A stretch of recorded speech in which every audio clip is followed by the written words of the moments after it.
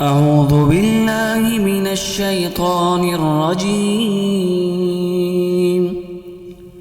بسم الله الرحمن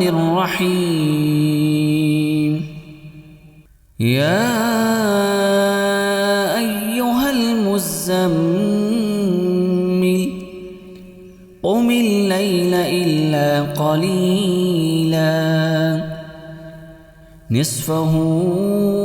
أو انقص منه قليلا أو زد عليه ورتل القرآن ترتيلا إنا سنلقي عليك قولا ثقيلا إن ناشئة الليل هي أشد وطئا وأقوم قيلا إن لك في النهار سبحا طويلا واذكر اسم ربك وتبتل إليه تبتيلا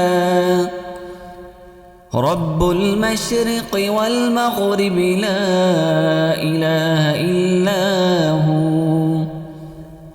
لا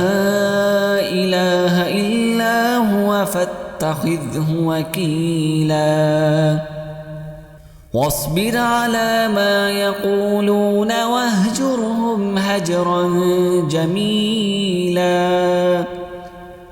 وذرني والمكذبين أولي النعمة ومهلهم قليلا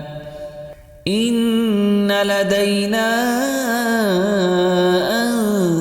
أنكالا وجحيما وطعاما ذا غصة وعذابا أليما يوم ترجف الأرض والجبال وكانت الجبال كثيبا مهيلا إنا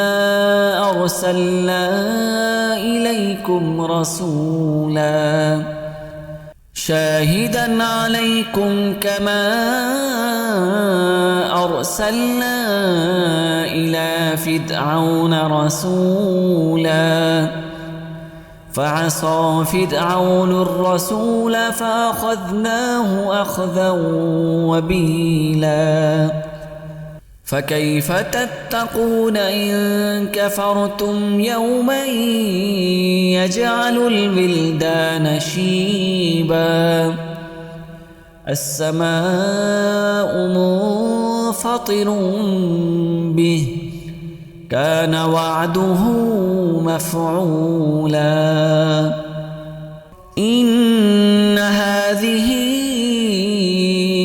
تذكرة فمن شاء اتخذ إلى ربه سبيلا إن ربك يعلم أنك تقوم أدنى من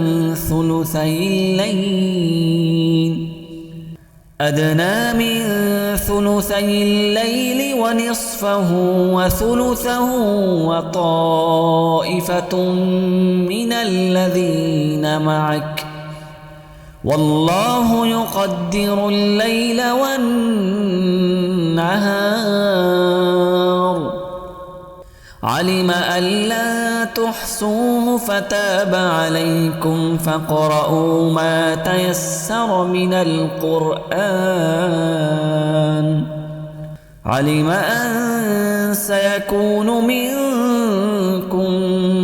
مرضى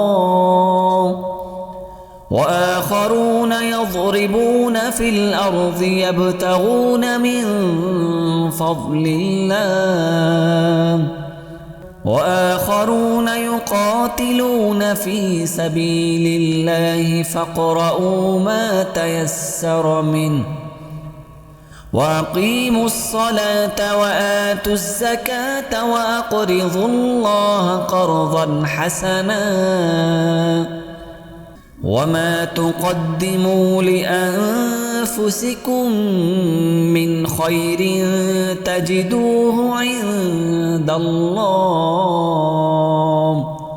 تجدوه عند الله هو خيرا